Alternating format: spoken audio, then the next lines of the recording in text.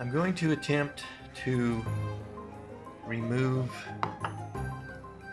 this little cup that got dropped into this glass like this.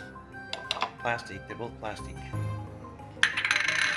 We've tried to get it out, but we can't. So what I've done is, hoping this will work, I put water in here and froze it.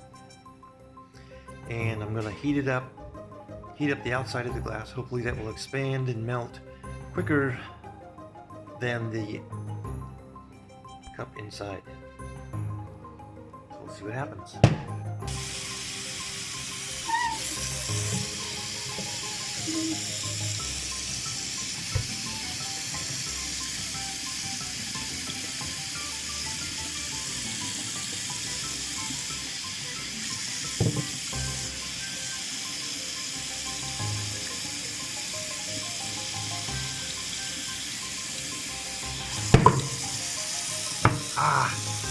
Didn't work yet.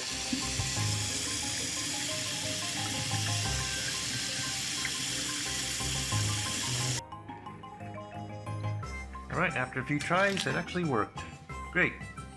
I was hoping that would happen. The ice built up around the edge of the cup as well, behind it. So, just a little trick. Didn't know if it would work, but it does.